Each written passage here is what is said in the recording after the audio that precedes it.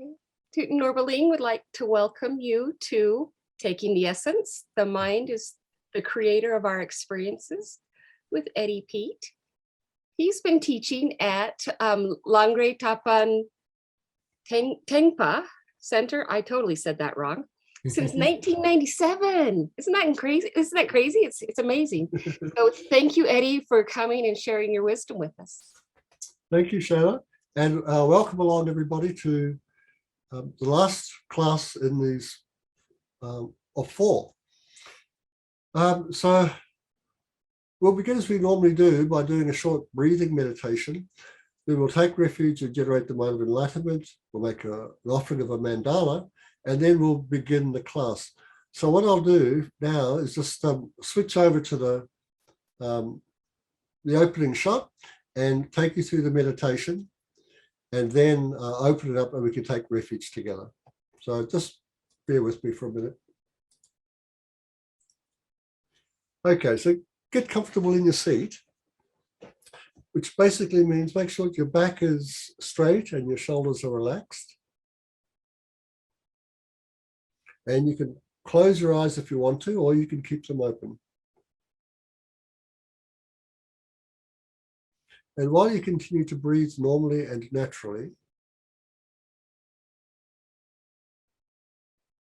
become aware of the movements that take place in your upper chest and abdomen. And these movements take place every time you inhale and exhale.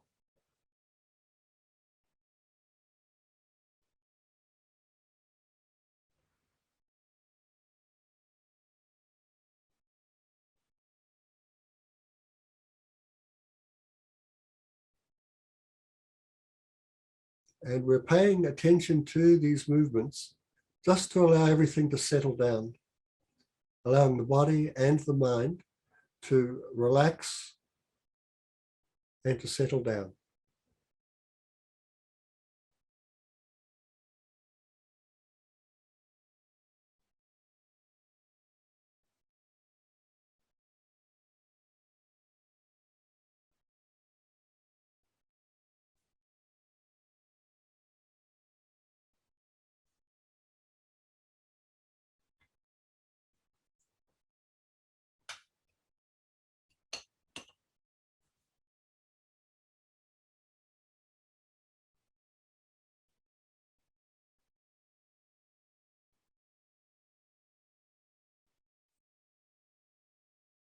If you find yourself thinking, just try to relax a little more and the thoughts will just fall away.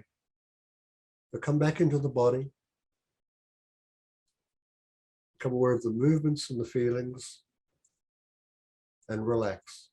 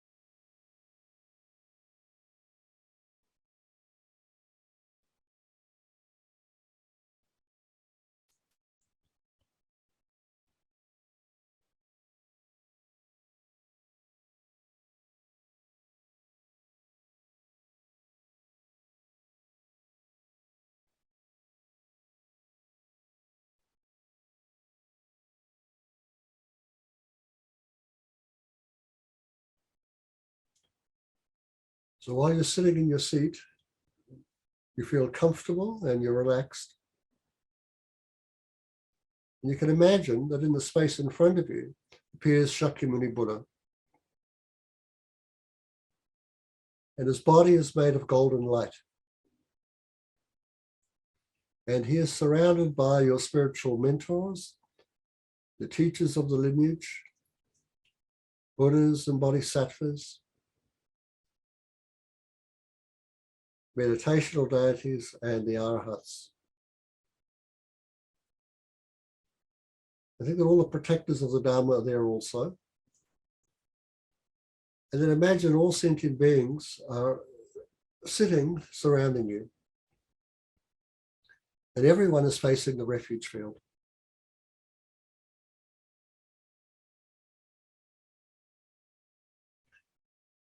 And then remember that everyone equally wishes to avoid suffering, equally wishes to be happy, and equally lacks genuine happiness.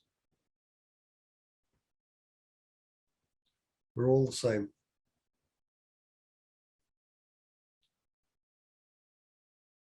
And then remember that the causes of suffering can be eliminated, and the potential for genuine happiness abides equally within all of us.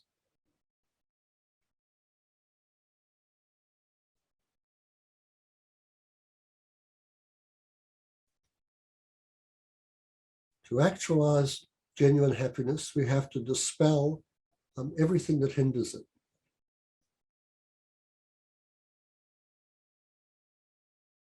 So we can talk about 4 types of attachment that we need to dispel. So there is the attachment to the fantasies that we have about this life, attachment to all the pleasures of cyclic existence, to our own singular welfare, and to grasping at an independent and objective reality. So these 4 forms of attachment can be abandoned. So acknowledge that and decide to do it for yourself and for everyone else.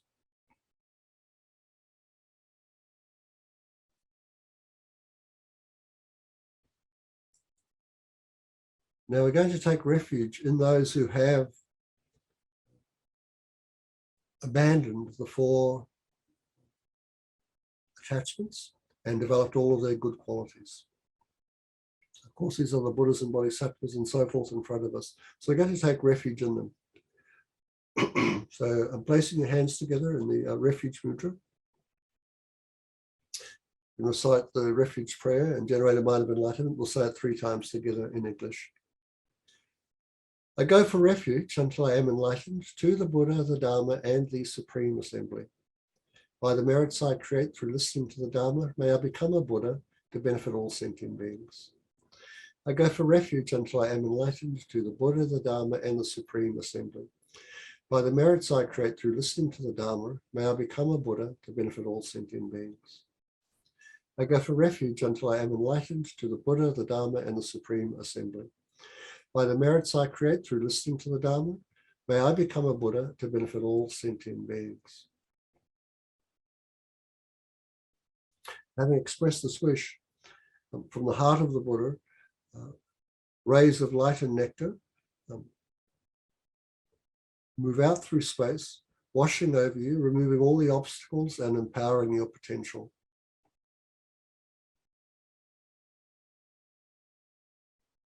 In response to this, you recollect the 4 immeasurable thoughts of compassion, love, joy, and equanimity, and you decide to establish all beings in those 4 remarkable states.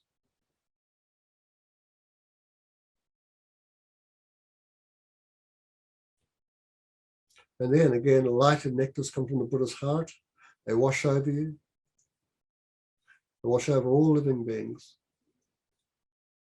And these 4 immeasurable thoughts have been enhanced and the 4 qualities achieved.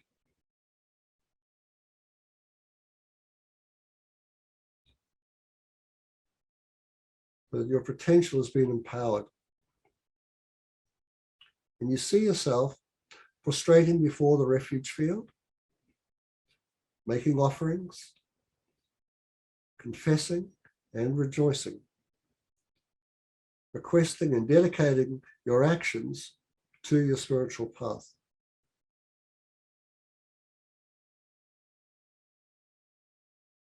And so we now offer a mandala to the Buddha and the refuge field.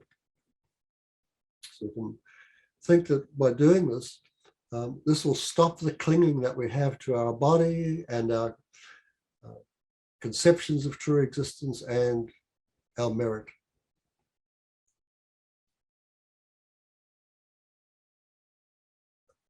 Offering the mandala also decreases our miserliness and greed and provides resources for our future lives. So think that this ground, anointed with perfume, strewn with flowers, adorned with Mount Meru, 4 continents, the sun and the moon. Now imagine this is a Buddha field and offer it. May all living beings enjoy this pure land. Idam Guru Ratna Mandala Kamnayatayam. We release the offering and the Buddha accepts it and he smiles at us. And we look into his eyes and we feel accepted and at ease.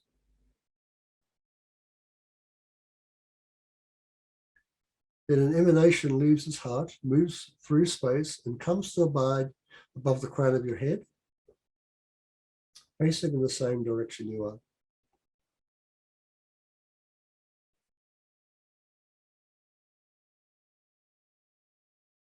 The emanation descends, entering your forehead, just above your eyebrows, and descends down to the level of your heart. The emanation expands, filling your body and mind with light and nectars. And these nectars and light pour out through the pores of your skin, filling the 10 directions of space. And they establish every being within space to be within an enlightened state.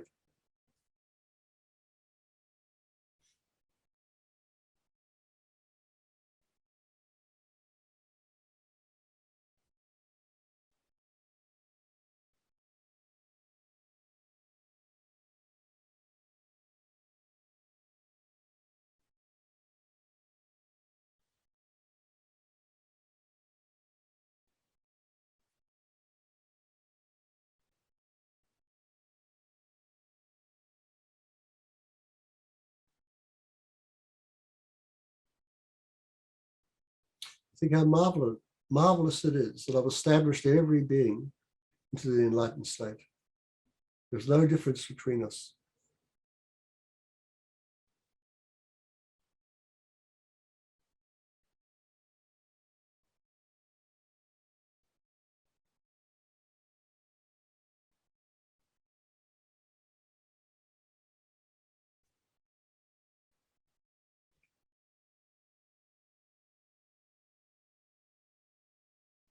Then the recognition arises, this has all been at the level of imagination. And with that, all the light begins to withdraw from the 10 directions of space and re-enters your heart. Feel embodied, sitting on your seat, breathing normally and naturally.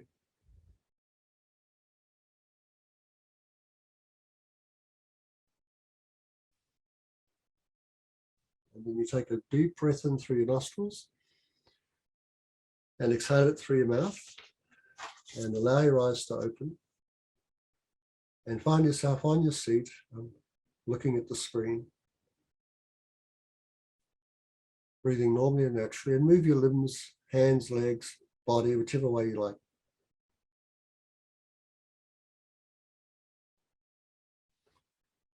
And so we'll begin the teaching today.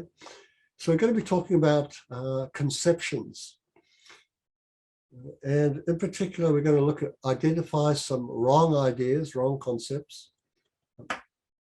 Figure that we need to abandon those and then adopt the correct concepts. And to present this teaching, I've relied upon a number of books here. You can see there's, I think, 2, 4, 6, there's 7 of them. And they are all books within a series called The Library of Wisdom and Compassion. They're all put out by His Holiness the Dalai Lama and Venerable Thupten Chodron, and they've been particularly put out for Western students who wish to engage in the study of the Lam Rim. So it's like a Western Lam Rim. And we've probably got a few more to come. This book here, the black one called just Buddhism, One Teacher, Many Traditions, is like the brief presentation of all the material. And what follows after it is more it sort of fleshes it out. It's what they call the brief explanation and the extensive explanation. So I've relied upon these, and also a teaching, or a couple of teachers I've had from Kyabje Rinpoche. Like I said, all these books are easily readable and understandable for a Western audience. And I found them to be the most useful material. So let's have a look now at this material. But I think just before we do, so last week, one of our students, who was it, Nicola. So Nicola put forward a question. So after the presentation last week, she said, basically, so what can we trust? And this is coming, I think it's a legitimate question to be asked after the presentation on perception and conception. What can we trust then? So I thought it's a terrific question. And after the class, I was sort of, still thinking about it. And what popped into my mind immediately was, well, the Buddha and these teachings. And so they were the first two things. And I thought, okay, well, Buddha Shakyamuni in the flesh isn't here anymore. But his emanations are, and that I see them as being the teachers. Right? So we can rely upon authentic teachers and the teachings of the Buddha. And finally, we have to rely and trust ourselves.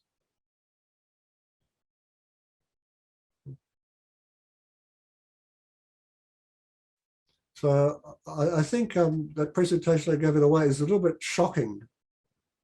When you sort of see, wow, this is the reality we inhabit. Everything is a dependent arising. There's nothing solid about it at all. And our own minds are generating the appearances and everything we think about them. Right? Yet none of it truly exists. So it's a pretty strange world to find ourselves in. And in response to the strangeness, we've come up with all sorts of crazy ideas that we thought have been true. And not just us, but most of humanity that came before us.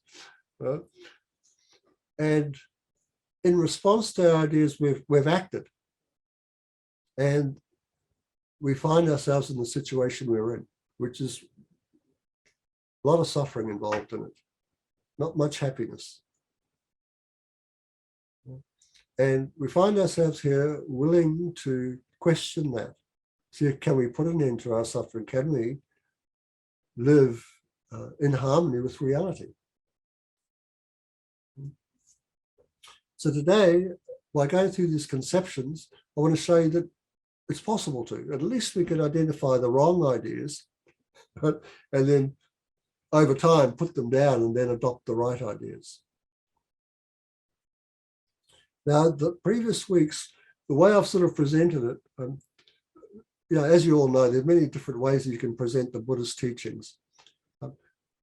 One way is what they call ground, path, and fruit. And like the ground is the two truths. The paths are method and wisdom, and the result we want to achieve is the bodies of a Buddha.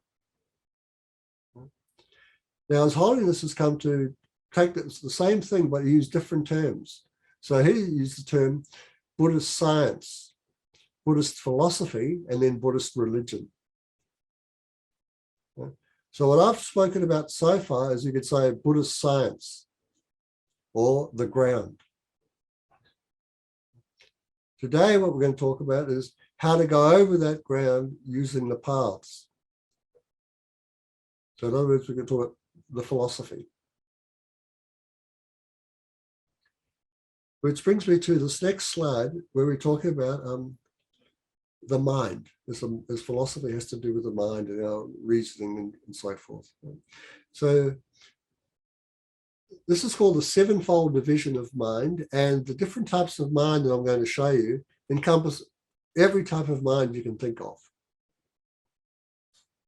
But I'm going to tell you a story first of all, so that we can have something to put it into. So there's the picture of the... Eddie, just stop the screen share when you tell the story so we can see you. Okay, so as you know on that slide, there's a couple of cows in the dark. So this story is about a man who's lost his cow. He can't find the cow. He's got a cow, but he's lost it. And he doesn't know where it is. So he comes across another guy who says, look, the cow that you're missing, it's in the east. You head east, you'll find it. So he heads east. But this fellow who's told him to go east has misinformed him. Doesn't actually know. He hasn't actually seen the cow in the east. He just said it's in the east. So the bloke's gone, well, okay, off I go. And I'll go east and look for it. So he searches in the east and he can't find the cow. So a doubt arises. He goes, maybe the cow's not in the east. Maybe that guy didn't see the cow. But I can't see my cow in the east, and I'll be looking there. So this doubt arises. And so while he's searching, he comes across another guy. The guy says, no, but there's no cows here. It's in the west. So okay, so now it's in the west. I've looked in the east, it's not there. It's in the west. He turns around, heads westward to look for his cow. And as he goes along, he sees some cow tracks. He thinks, wow, I'm heading in the right direction. So it is in the west, it's over there. So he believes it. But then as he's heading there, he hears the sound of the cow. And this gives him more conviction, right? I've heard it. It's definitely there. I just haven't seen it yet. So he continues going until he actually sees it. But he sees the cow in the distance. So it's a cow, but is it his cow? And so the only way he can determine if it's his cow is to keep going closer and closer until he actually sees it. And he goes, aha, that's my cow. So this little story I've told you, we're going to now relate it to these 7 types of consciousness. Because this story, we can relate it to any type of object you're interested in knowing about. And when you start off with the wrong idea. So I'll bring the slide up and then put these headings up and go on.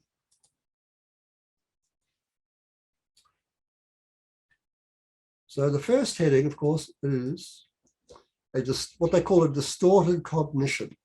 In other words, you've got the wrong idea. So this, if you look at this and apply it to ourselves, if we're thinking about ourselves and the self we have, I. So you start off with this idea that I am the body, I am the mind, or I'm in here. And everything you read and everybody you talk to goes, yeah, no problem. Yeah, we all think that. That can actually encourage you to believe it. But somehow it's not quite sitting right with you.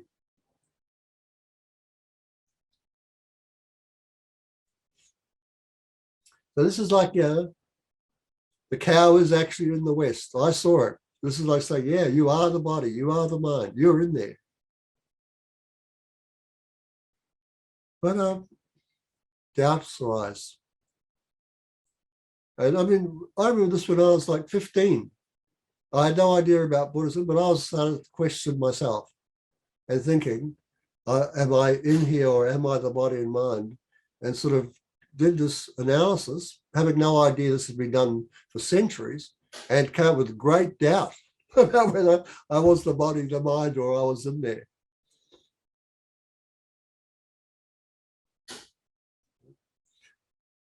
So that doubt remained with me till I was like 40 years old, until I finally went along to a Dharma center. And Khyentse Rinpoche is talking about selflessness in persons. And he says this thing. And what happens was, he says to me, I believe it. I know, it must be that way. I've done the search. It's not in my body. It's not in my mind. I am not the body. I'm not the mind. I'm not in there. He tells me that's right. So I believe him. Well, it's just a correct assumption. You don't actually know yet. Just like this man has made the assumption, it's correct that it's in the West. I believe it. And then, just like he says, you see the footprints. There's definitely a cow there. So the footprints for us is like we read, we study, we think more about it. So Eddie, that's like the inferential kind of, we're drawing a conclusion. We haven't got kind of straight up cognition yet, but we're drawing inferring it, aren't we? That's right, and it's valid. It's true. Yeah. And as we keep that going, it becomes a subsequent cognition, meaning we're sort of, when we can't go back the other way, it's like our thoughts have all joined together to go, yeah, I'm not in there. And it's impossible to be the body. Right? So often what happens is that you're left with the mind. You think, I am the mind. Right? So you keep studying, so forth, right? And then one day you sort of, it's an indeterminate perception. So now this means you get the correct conception. Right? So you find out, wow, I merely exist. I exist as a mere name.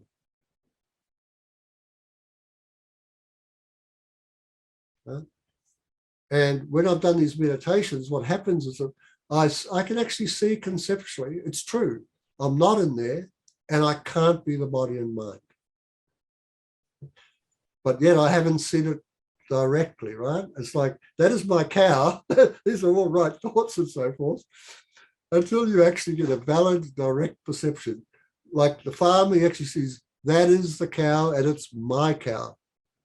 Here we see, that is the absence of a true self. And that's my knowledge. I know, I have seen it. So we go from... Eddie, sorry, this whole process requires a lot of courage and real honesty, doesn't it? Because yeah, for sure. Most of the time we kind of just fall into wishful thinking of like, but I want it to be my cow. Yeah, and I think this courage and honesty can be there and can be legitimate for us when we're serious about what we're doing. Like if you've had enough of suffering, you're serious. Right? If you know what everything that you did before doesn't work, you're serious. And that's what's required of us. It's like the question Nicola asked about trust. When it comes down, the only real person, you've got to be able to trust yourself, your analysis, and you're doing this by relying upon a person called the Buddha, this thing called Dharma, and others who've been doing this for centuries. But we're not the first person doing this. Everyone has lost a cow. Now we've got to find it. This is just the process. So what the process is like, you're moving from ideas until like directly seeing. So today, like this presentation, it's really about like the idea parts. And we've got to take that idea, correct assumptions, we move beyond the doubt. We'll have these things like distorted cognition and doubt, and we've got to come to correct assumptions, belief. Then the belief has got to be supported with the reasoning, so we get a valid inferential cognition. Now, the reasoning's the hard part, because it's not often in the books, but luckily for us, it's in those 7 books I showed you. There's a lot of the deep reasoning in there. Other than that, the only other way I can suggest you do is talk to your teacher. If you have Geshes, Tibetan authentic teachers, They all know the reasoning. So you can ask them. And Dr. Norbul Ling has Geshe Sherab, who I mean is like a So acceptable, specialist isn't it? in this. So lucky, Teaching. so clear. Yeah. So I said, so if you're serious and honest about it, for goodness sake, ask a teacher.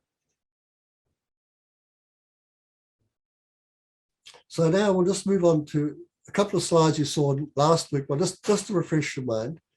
So yeah, the function of these conceptions, these ideas, we're putting names on things and we're trying to find the objects that we're interested in, that we're trying to become familiar with. And we've got to hold those objects in the mind. These new ideas. Yeah?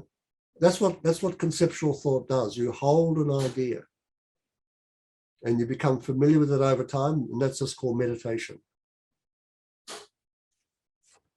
Now, to get those ideas, first of all, we've got to actually either read something or hear it.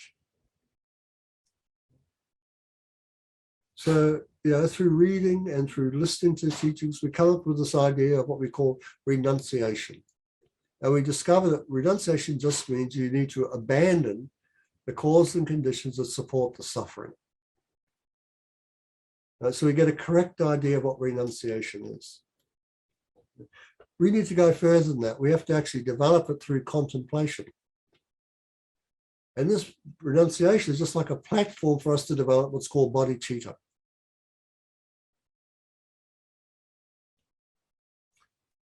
And we want to make that firm and honest, natural.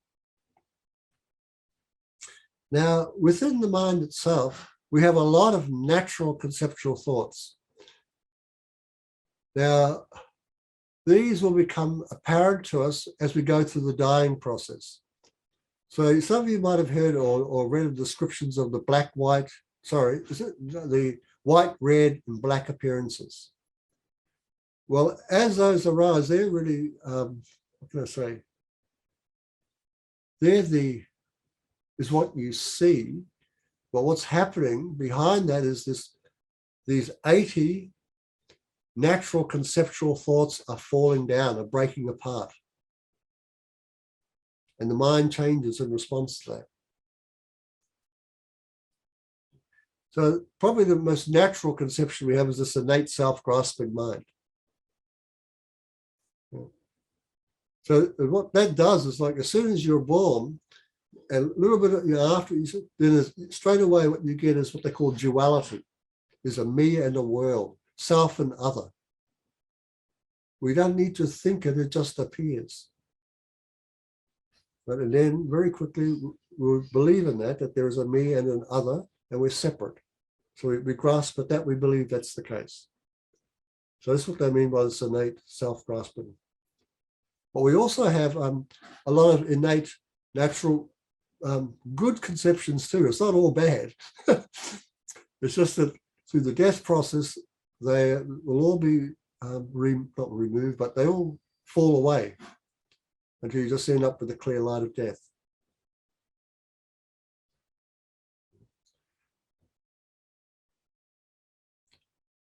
Now, when we engage in our path, like we said, we start off with, first of all, often wrong ideas.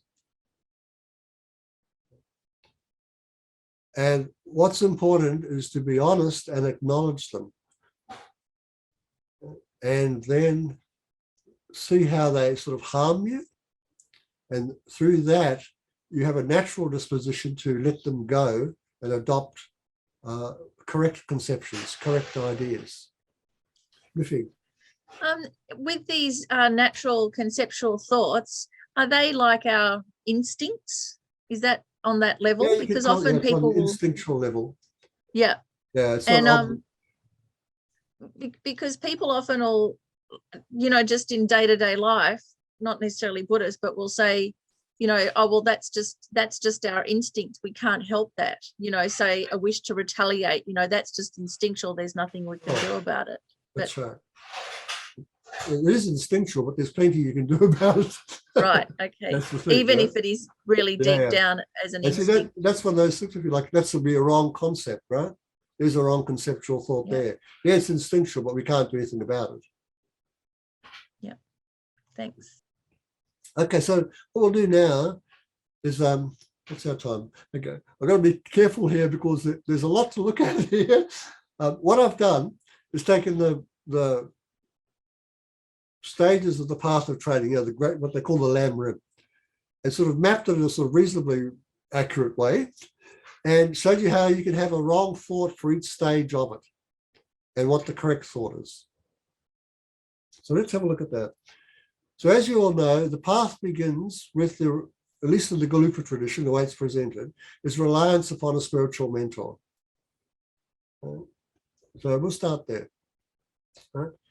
So we have the spiritual guide, and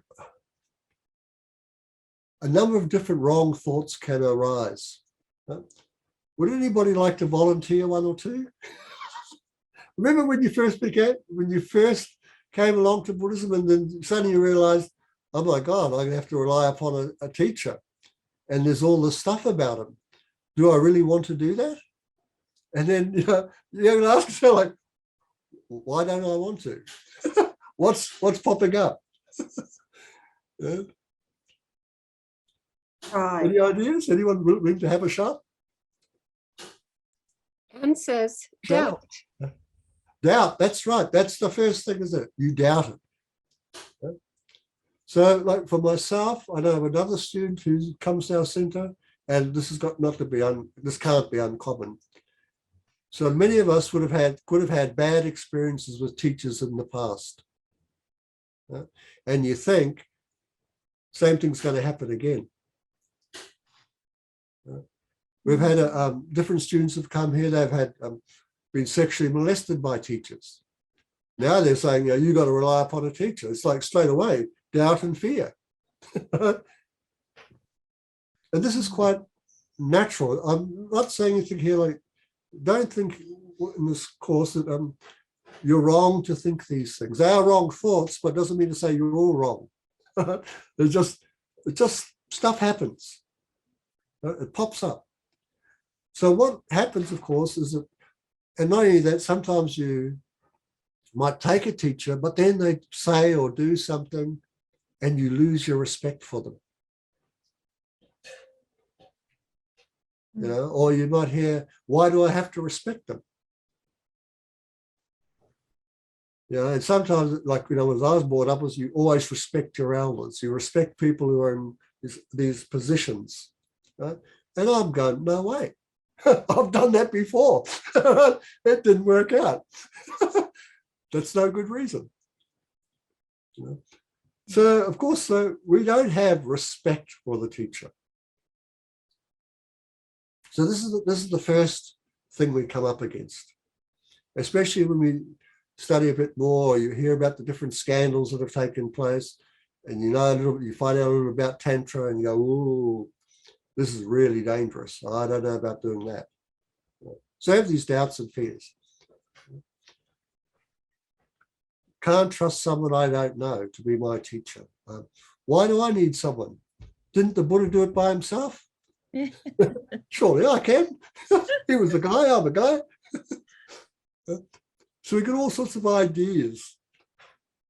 So I've put up like one, but don't think that's the only one, and that's the one you've got to have. You've got to find your own and go, okay, this is what I fear. These are my doubts. These are the things that are hindering me, stopping me from engaging openly with someone else. Eddie, another one of those doubts is often like, how come they're all guys? Why aren't there any women? I mean, you know, which we can investigate, but it's one that comes up often. Yeah. And these, I think, these thoughts are, they're okay, but you've got to see that actually these conceptions, these ideas will hinder me if I hold them, if I keep them. If I don't challenge them, I'm going to go nowhere. You know, so that's what I'm sort of saying. Now, the correct thought, of course, is to be able to rely faithfully and respectfully upon your guide. That's where you've got to end up. So you've got to move from one to the other. And if you remember that slide there by, first of all, having wrong ideas, then maybe you start to doubt your wrong idea. Then you hear or read something that's the correct idea. Oh, now you have a little bit of belief, but it's not firm. It's just a belief. You have to make the belief stronger. So you investigate. Now you've got some reasons. The reasons make the belief stronger. So it's a gradual process. And so I've just sort of taken each of the main stages of this path. But I want you to understand that all the way through that stage, you're going to find things that are going to challenge you. Eddie, I'm also thinking, in Australia with all of the when we go to the beach and there's all the rip tides, and how if you don't not very good at swimming, you kind of see it, you think, oh, the water's all smooth, that's a good place to go. And actually it's only through kind of learning that actually that's the dangerous part, that's where the rip tides are. And like, to stay alive, you have to retrain yourself like this, have the doubt, then do some research, and then remember that research, even though it's kind of new and it's counterintuitive, to stay alive. Yes, that's right. Don't go in the water where it's all nice and calm. That's the most dangerous place of all. Yeah, it looks all nice, doesn't it? And I mean, and there's a real incentive there to retrain yourself on that deep instinctual level, because you've got to stay alive. But a whole lot of tourists don't know that, and get into real difficulty. Yeah, that's right. That's right. Like, this happens a lot in Australia, doesn't it? A lot of drownings take place here, and they're often tourists come in. They say, "Oh, there's the nice place of water. It's not rough there. That's where we'll swim." And then they don't pay any attention to the lifeguards. Right. They got like, oh no, it looks fine to me. And the lifeguards are going, no. So we really got to choose who we listen to, and then make that effort, isn't it? Yeah, this is like that, the first stage, isn't it? They get wrong information, either through their own senses, where it looks nice and calm, that's where you go, but you're wrong. In this example, we find out actually there's lots of people who die. They get swept out when you go in the calm place. So now we have a great doubt about going in the calm place. We go, oh, no. We need to get some new information. Then we read or study or see something on the news, and we get the correct information. Don't go in the calm place. So this goes right, like I said, these ideas go right across every topic. So let's have a look at the next one, which of course is often called in the text, the rare and precious human life of leisure and opportunity. So there are ideas, wrong ideas. Can anybody think of a wrong idea that you might have about this? The most common one is it's not rare. Right? I remember the Chinese students saying, you don't know how many people there are in China. Right? There are millions of us. So the mistake there is to conflate human birth with rare and precious human birth. So then the doubt arises. No, how can human life's not precious?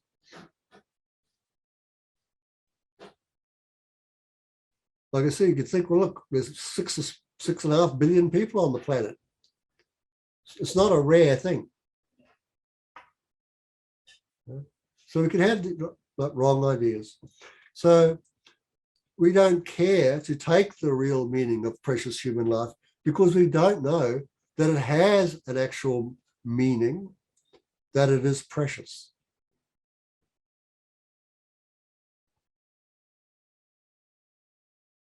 And so in the end, of course, we find out how rare it is to be a human being with the leisure and opportunity to engage in a Dharma practice, and know that if you do, this is what you can achieve with it. We have no idea. When we know that, we wish to take the real meaning. And knowing this meaning inspires within us an appreciation of this life. If you don't know, you really can't appreciate. And that's why I think you find a lot of people have not been introduced to the Dharma and know of these concepts within this stage of practice, don't wish to take the meaning. They don't even see their life as being precious. Life is meaningless in many cases.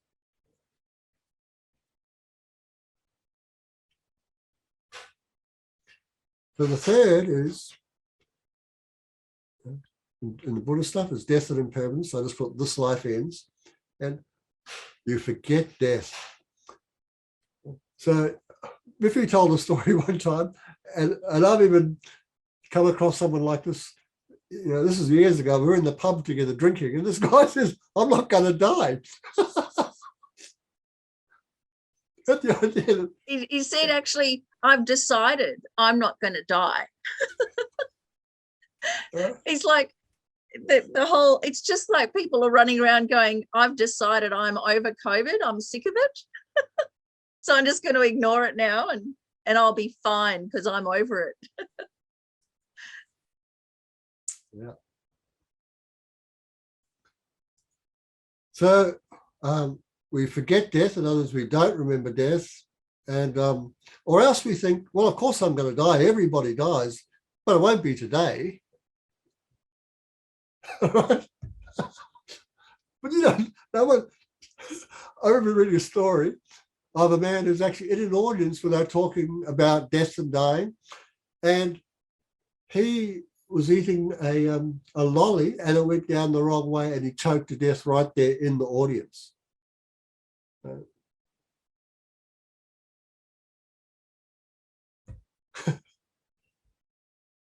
Yeah, I mean, we just think, yeah, but of course I'm going to die, but not now. It'll be later. It won't be tonight. It won't be tomorrow. So Miffy and I were watching the show yesterday about all these people on the beach, So it was like bright sunshine, incredibly bright sunshine. So within 2 minutes, no kidding, the whole sky went black and hailstones came down as big as golf balls. And they were just sitting there watching this go, who would have thought that? Who would have thought that within 2 minutes, everyone's in the water, on the beach, lying on their towels, and within 2 minutes, everyone's sheltering under things, or hailstones as big as that come down. You can be just driving along in your car, you're living, everything's right, and mixing you're dead. You can be in bed sleeping and never take another breath. That's it. Actually, Eddie, those emergency shows, of ICU and the first responders, they're really amazing when those nurses and emergency department people are introducing the show, and they often say, no one wakes up thinking that they're going to end up here today, and yet every day people end up there. Yeah. So of course the correct idea is that I must remember death. And in response to that, it means, I've got to act now. Not just remember it, but act in a way that supports the fact that I could die in the very next moment. And if I don't die in the very next moment, I've got to find the best way for me to die before I die. I've got to, as long as I've got time left and death is certain, I need to find a way to die well. So we know that the practice of Dharma is to generate virtue. All meditation practice is about is generating virtue.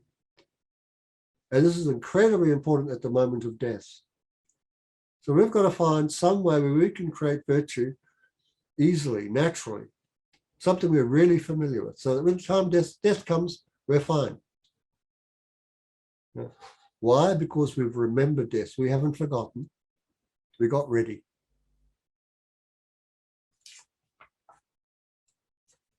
Now, the thing that really hinders this, really stops it, is that life seems pretty good. While you're not dead, if you're not in the hospital bed, you're not sick. It's okay. So we overestimate the okayness about it. We overestimate the pleasure.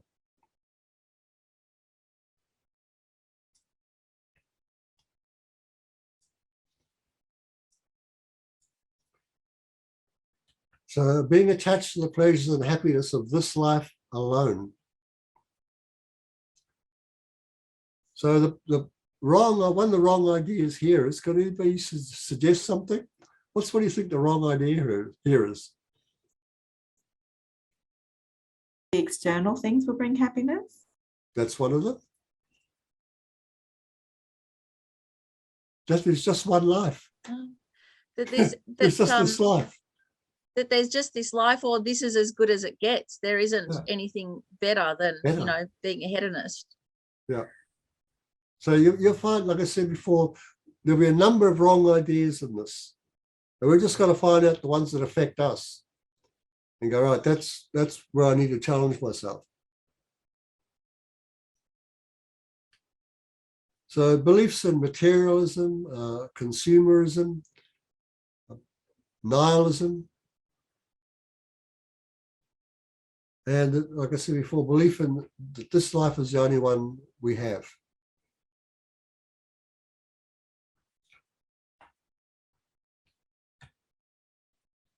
So the correct conception is to not overestimate the pleasures and happiness of this life so that they become your major concern and you don't engage in a spiritual path, in other words.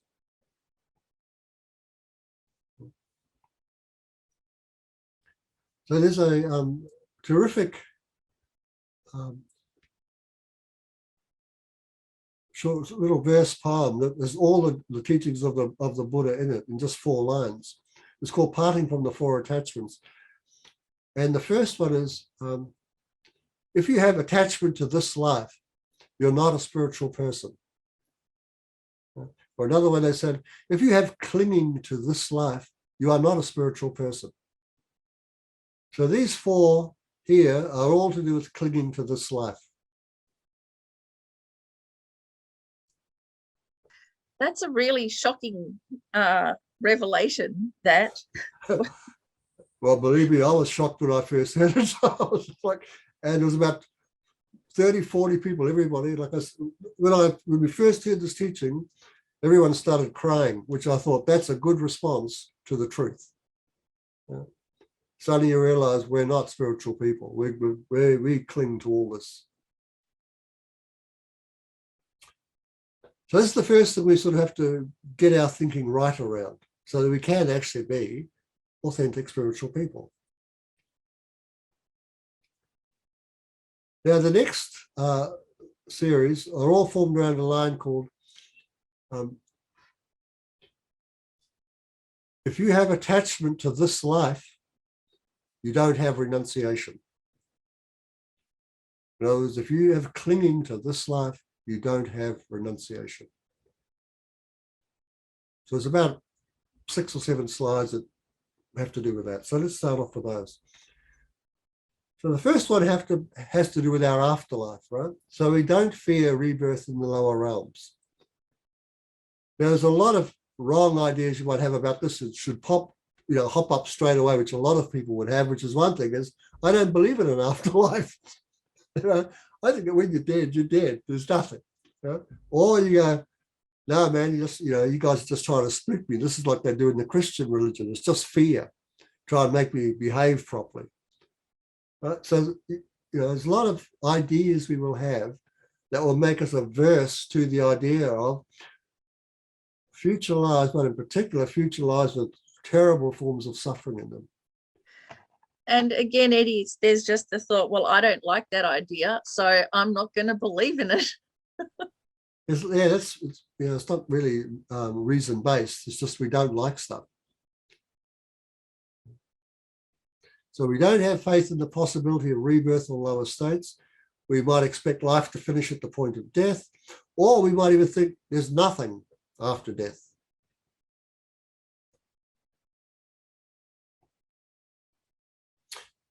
So this face of this being is it's an actual photo of a being that comes from the really depths of the ocean.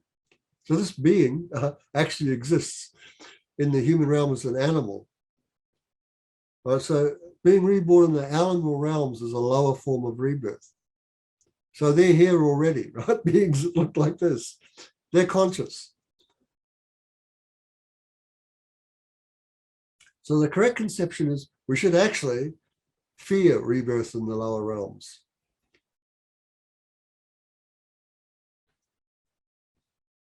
And if you read the text and so forth, there's plenty of reasons to fear this.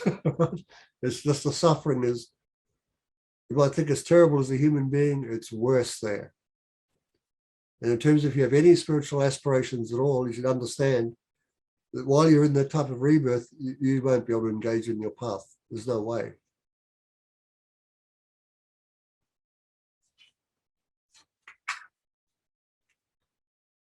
So we need to seek some form of safety, a safe direction. Right? So this leads us to refuge. But we might not wish to seek a safe direction. We might think, as great as it is, what do I need to be afraid of? Or I don't know about these three jewels, these three rare sublime ones. I don't know about this thing called Buddha or Dharma or Sangha. In fact, because I don't know, I don't believe.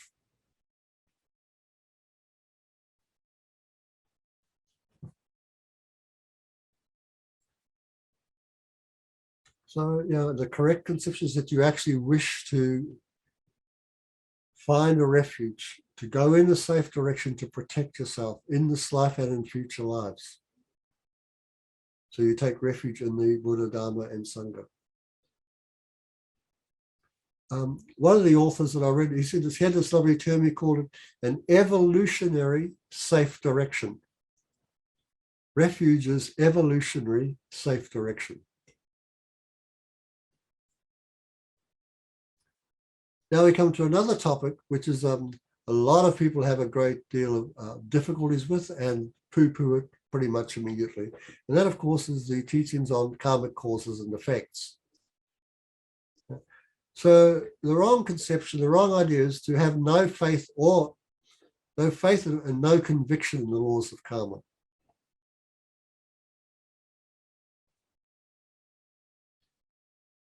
So you might not believe that all sufferings and all bad rebirths are the result of unwholesome actions. In fact, you could meet many people who think that doing negative things, doing unskillful acts today can actually produce happiness.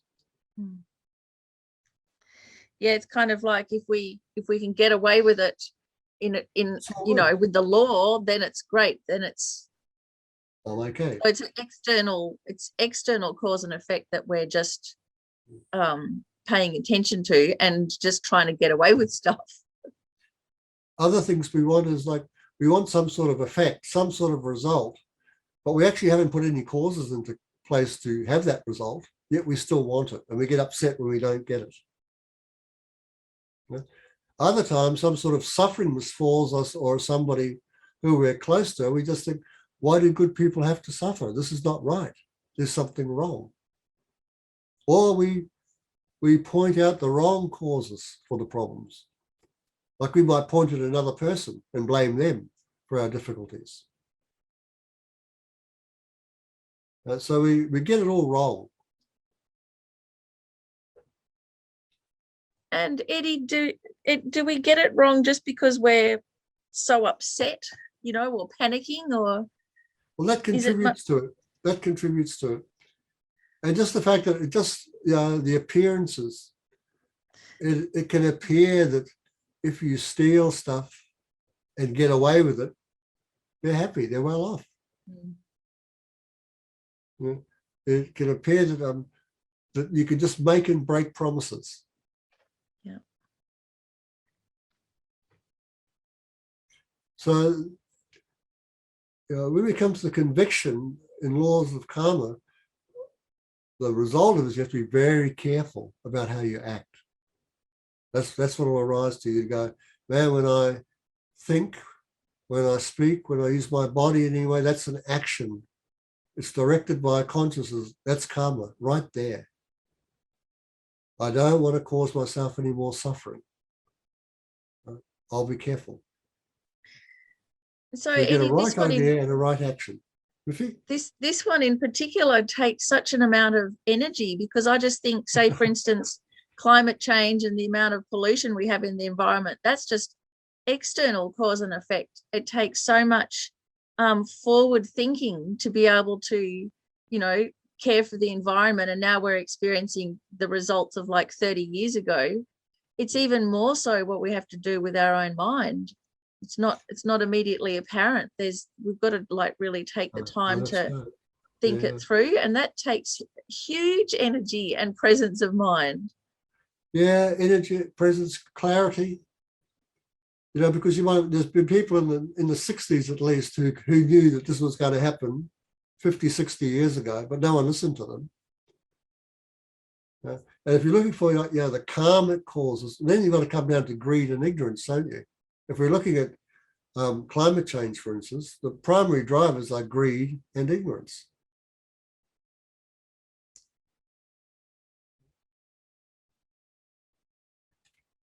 So then this leads us, of course, to behaviors. So the wrong behavior is to seek to accumulate non-virtuous actions and not virtuous actions. So this was one that, if I could relate it to myself and anybody else's. If you try and take shortcuts, for instance, right? So you want to be wealthy, right? But you go, I'm not working like any other, all these fools around me. There's plenty of other ways I can make money. Right? Just the problem is it's just called illegal, right? But you go, I don't care, right? So you engage that way. So it's like seeking to accumulate non-virtuous actions to get your wealth and a nice way of living and so forth. But you're not prepared to, like go to work, try not to hurt people, find a good place to work and go to work with a good intention and so forth. No, you don't do that. So the opposite is to try and find the virtuous actions and just do the opposite here. So this is like you're saying before, Timothy, we've got to look long term. So, when I think about the material that's been presented for us as Dharma students, right? The books that are the largest are always about karma. Right? When you go look at the Lamb River, it's one big thick book on karma. And because often the virtuous actions are quite difficult, they're quite thankless. Yeah. They're not the easy option. No, so here it's like, we're asked to restrain yourself from killing, from stealing, from sexual misconduct, from using harsh speech, idle speech, from lying, these things. We're also asked to try to have less malice in the mind. Well, if you're going to have less malice, you've got to actually replace it with something else, which is love and kindness. Right? So like you said, so it's a lot of work here. We're sort of going against like we're here because of karma and delusion, as well as some virtue. So this is a lot like, say, with parenting. Parenting is a thankless task, and you've got to put in all of that incredible effort with no thanks. That's right. Especially some long-term result that you can't even be sure of. Yeah. You hope the kids are going to turn out. Yeah, so it's a similar thing. So we do it for our children, we've got to do it for ourselves too. So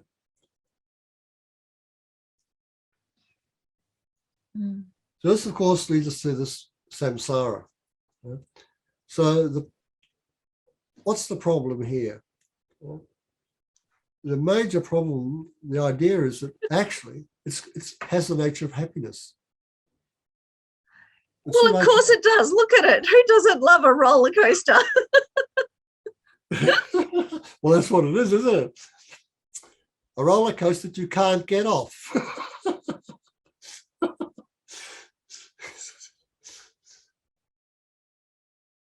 You know, one time when I was a kid, there's another ride. It was like this, but it was flat. So not only did you go around, you went up and down. Right? And when I got on it, I got smart to the operator. So it was going around slowly, you know, and I leant out, you know, my little thing going around, and being a cheeky person, I said, give him a mouthful. Anyway, he cranked it up. Right? And it was going up and down and real fast, and people got vomiting, and I was so scared. I just wanted to stop it and get off. Right? So something that seemed a lot of fun turned out to not be so funny. So we've got to reverse our way of this, right?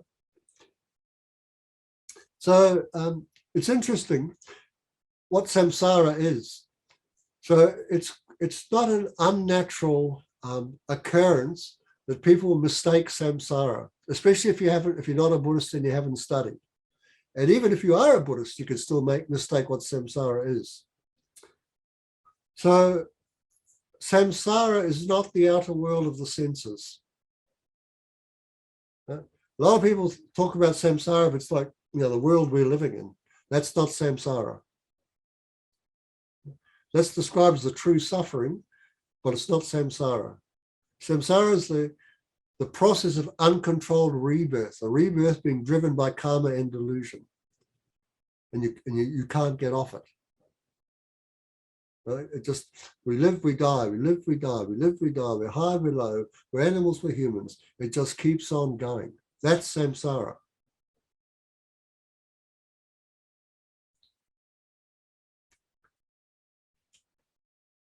So we've got to sort of examine that process and think that no matter where you are within it, it's always suffering. You always die. And then you've got to go through the process again of being reborn and all that horrible stuff.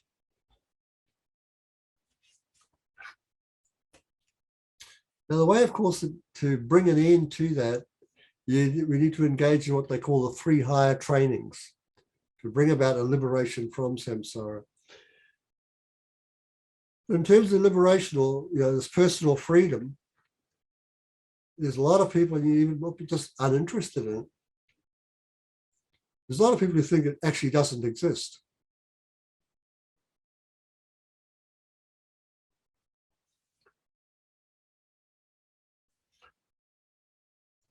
Edie, part of that too, of thinking that it doesn't exist, is not wanting to entertain the thought that it might be possible, because in that is the thought of, well, maybe I can't get there and I couldn't bear the disappointment, so I'm not even going to dream that it's possible.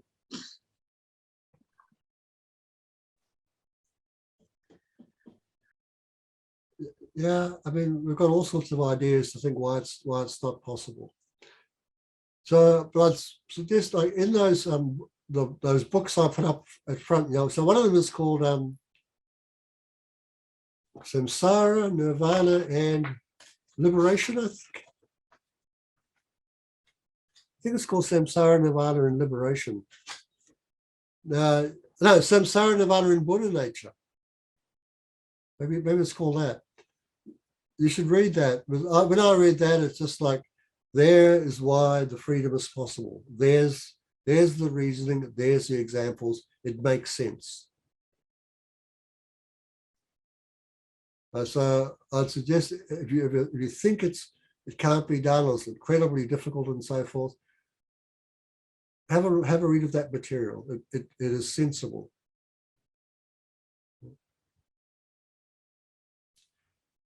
So you are determined. You think no, liberation is a real possibility.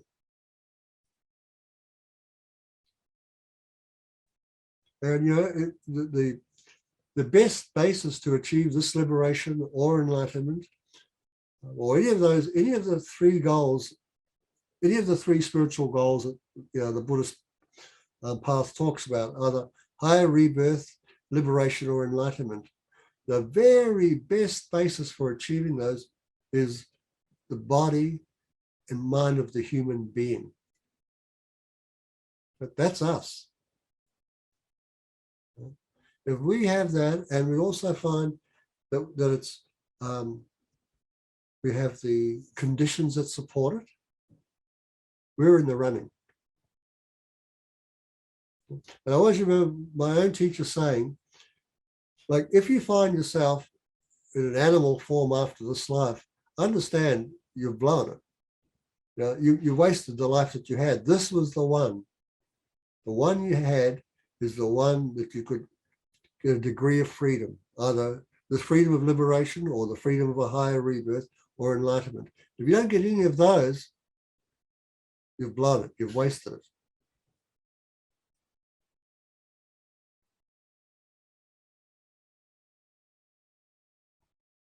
So these ones here, all were about attachment to the future lives and not having renunciation within us, because this idea to achieve liberation depends upon a mind of renunciation.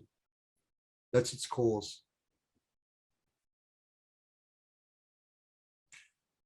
Now, there are other wrong conceptions, and these ones have more to do with now the mind of enlightenment. And in the verse it says, if you are attached to your own purpose, if you are attached to your own purposes, you don't have bodhicitta. Right? If you cling to your own purpose, you don't have the mind of enlightenment. So these two, this next slide has to do with that. So first of all, we've got forsaking mother beings and self-cherishing. These are the two that have been pulled out here. Now, I think it's only natural that we would have some doubt that all beings have been our mother, right? And not just once, but countless times. Yeah? So I've read in the text that this heading, this topic, is one of the more difficult. There's two real difficult ones. This was one of them.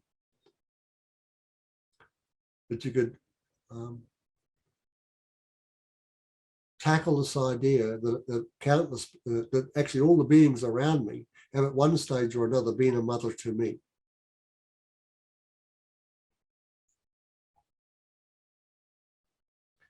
And then the other idea here, of course, is this idea of self-cherishing, what we call, self-importance. I am more important than you. I matter more than you. That deep thing, I'm the center of the universe. Everything else revolves around me. That natural thing we have.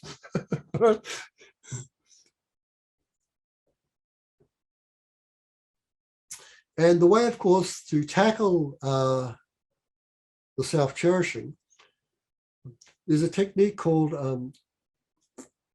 Tonglen. But so when you first come across the instruction for Tonglen practice, one of the instructions is to take all blames and place them upon yourself. Now, when you hear that, you might immediately think, oh, there's no way I'm taking on anybody else's suffering and putting it on me. So right there is a wrong concept. The concept is wrong. So we need to sort of, hopefully have that pointed out to us, and then we can go, in a way, you're right. It's not going to be put on you. It actually gets put on the self-cherishing. So we need to get the correct ideas in place before we start practicing. That's why, of course, it should be done on a lot of reading and listening and then reflecting. And the reflection process means like questioning, getting it down straight in your own mind. And you go, Eddie, okay, I know, you can practice. Eddie, with this one, I know I panicked a lot when I heard this, because I thought I can't bear the suffering I have at the moment. I don't want any more suffering. Yeah. But actually, if you get over the panic of it and you can recognize that it's, it goes to yourself, you put it on your self-cherishing, and you actually become free of suffering. Yep, that's how it is. But until you know that, or actually, the other thing is too, is that like, you might read it and think about it and so forth, but still it's hard. So you've got to sort of find what's making it hard. What's the belief that you have? Because that's where the hardness is coming in. So I read this one too. So when we first introduced to us, and some of the students, you got this sort of new age idea that where you try and take on all the good stuff. You don't want the bad stuff. And if I took on somebody else's illness, wouldn't I get sick? Maybe I would. So the fear arises then. Like that's dangerous. So we need to sort of talk about that, think about that.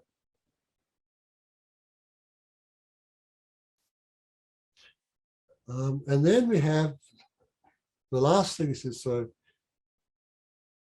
if you have, it's called, if grasping arises, you don't have the view. That's the last of the attachment. So grasping arises, you don't have the view. And that really, so we have self-grasping. And not only that, there's the practice of mantra. Right. So this, in a Tibetan Buddhism, there's a practice called the Vajrayana or Mantrayana. And there's a lot of people afraid of that practice, those practices. Right? And so once again, we've got to acknowledge those fears and those doubts and just put them out there. But put them out there in front of a person who's open-minded and kind and skillful enough to deal with them. Because sometimes you put it out there just to anybody, there's people that are not that open-minded, that skillful and that kind. So I've been in many, going to many initiations, and people ask, should I do this? And the initiation is about to take place. It's like, this is not the time to be asking that sort of question. All those sort of things have to be gone through beforehand.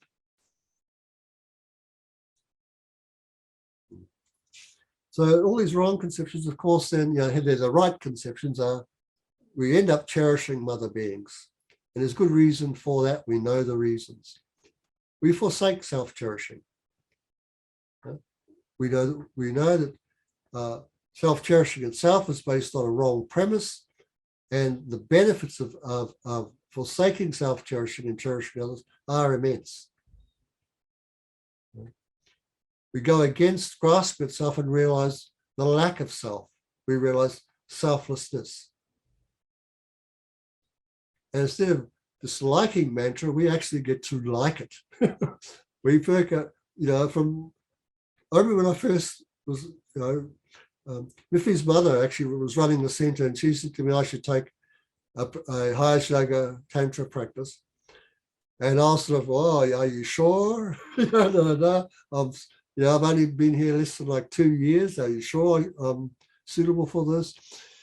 She asked me a few questions, and I responded. And she said, "No, you're fine."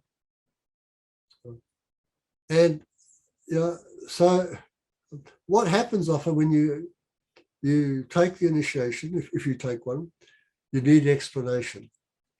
You need to understand, like, what's going on here. Like I have an understanding of emptiness, and I understand bodhicitta to some degree. Now I've taken this. What's going on here? So you need to find like people who can skillfully explain this to you. And once you see it, like I often say, man, this is the highest, best psychology I've ever come across. There's nothing like this. I mean, I was saying to Miffy, I said, this is like when I was a kid, when I used to pretend I was somebody I was not to get through all these difficult periods. But mantra is not pretending. They use a similar type thing, but it's based on wisdom and compassion. So it's got a really great stable basis.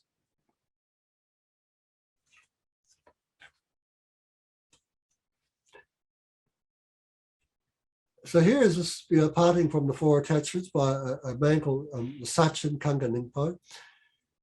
this has got a terrific backstory, this little verse. So apparently the Sachin Kangan Inpa was in deep meditation. And I'm not sure if he actually had the vision of Manjushri or that when he came out of it, these words were in his mind. And you see, like, it wasn't like he did it and thought it. It was like he came out of the meditation and this was there. And he started thinking about it and realized the whole sutra, all the parts of sutra are in this. So in our tradition, we have Lama Tsongkhapa, founder of the tradition, and he's got some wonderful glance meditations, which this is. So his ones, of course, two, the ones we're probably most familiar with are the three principal aspects of the path and the foundation of all good qualities. So if you go through either of those, you'll see everything we've talked about today, each step and stage of the path. And yet here they all are in 4 lines. Like I was saying, this first one, if you cling to this life, you're not a spiritual person. We can say, okay, so, well, what are those things that happen? We just cling to this path. Well, I don't need a teacher, thank you. I'm fine. There is, life's a bit meaningless, but hey, it's okay.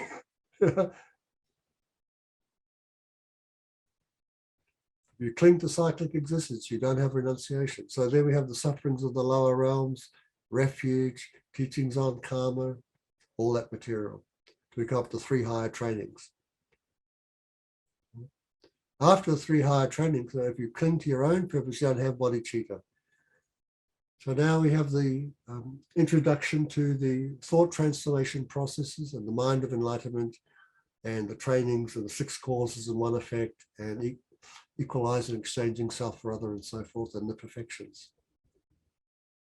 And finally, of course, is if the grasping arises, you don't have the view.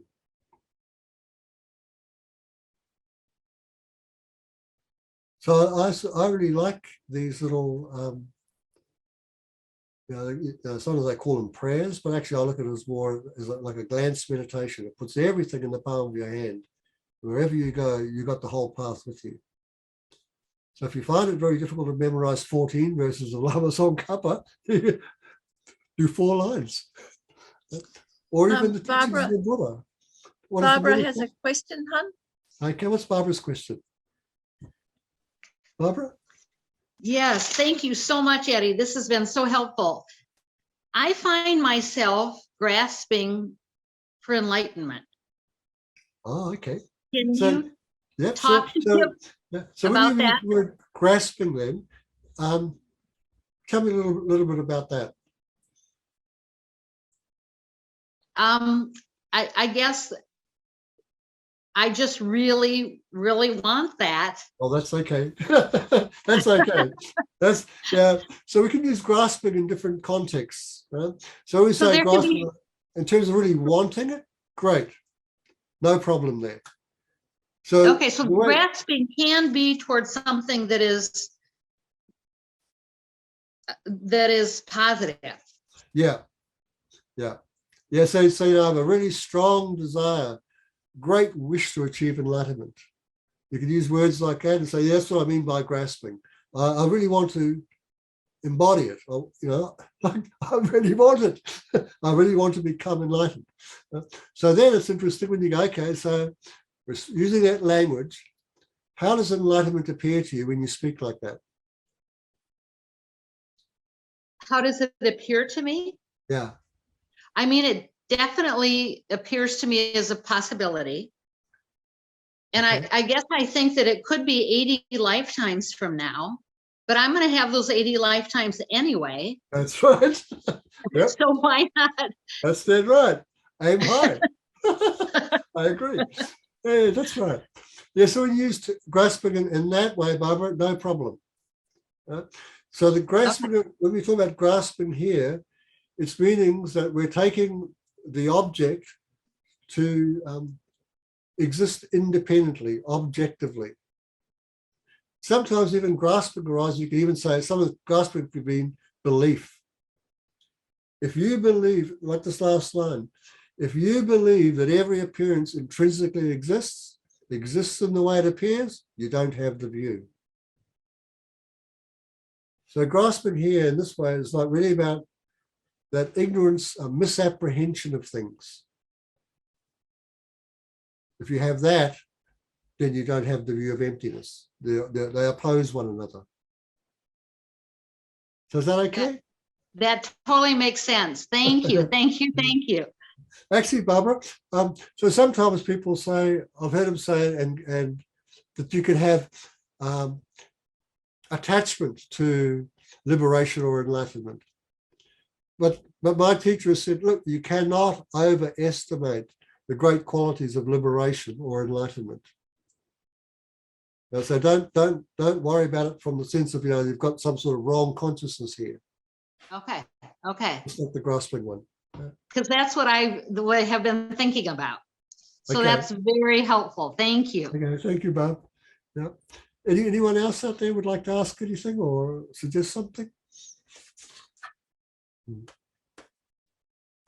Okay, we'll move on to the next slide then. So, as your takeaway, to discover, first of all, wrong concepts, acknowledge them, and then to abandon them. This is crucial for any form of spiritual development. Actually, when you look at, sometimes I remember another one, the Buddha is saying, what's the Dharma? What's the teaching of the Buddha? He goes, abandon the negative, adopt the positive, watch your mind.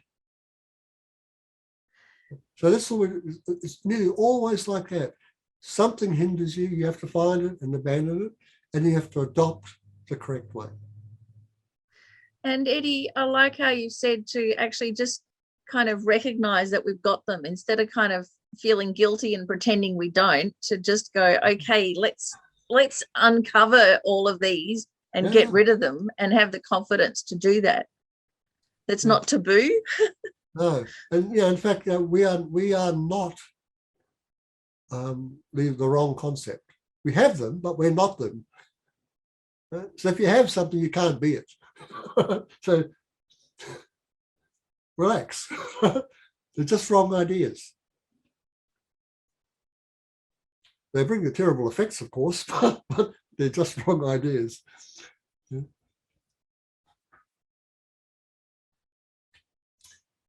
So in summary, we've looked at 16 different wrong concepts that prevent a path. We've looked at 16 correct concepts that support a path. And we also looked at that way of moving, the 7 types of consciousness, how you can move from a wrong consciousness to a correct consciousness.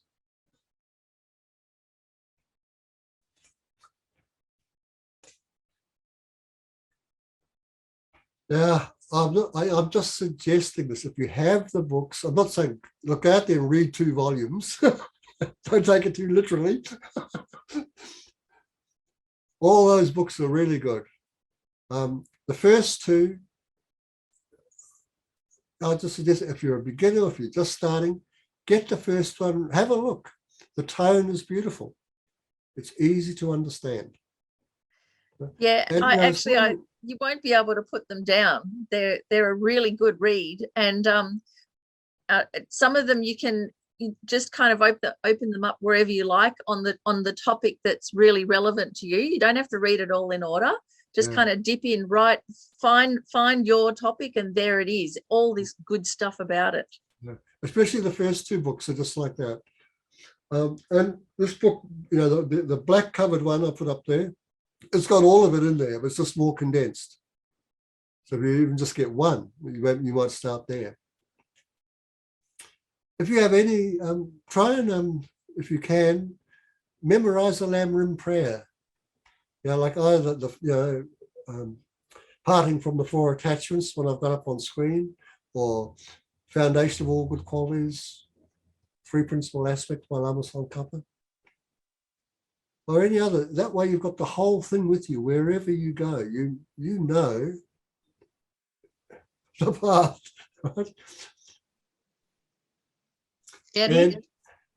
Yeah. It's Barbara again. I have a question. So if I put in Library of Wisdom and Compassion series, Yeah. all these books will come up, so I will know which ones they are, because I didn't catch That's it on right. that first screen.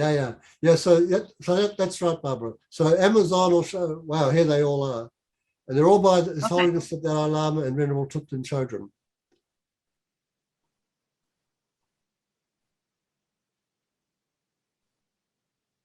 Great, thank you. Okay, thank you. Yes, so next week we start a new 4-week course called Cultivating Awareness in Daily Life. And in that course, I'm sort of looking at how bringing in mindfulness and vigilance and see how we can use it like on the cushion and off the cushion in daily life.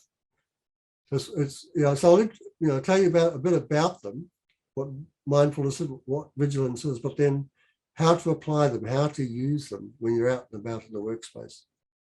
So I hope I'll see some of you doing that, and I'll have fun putting it together. Thank you. Okay, let's dedicate the material.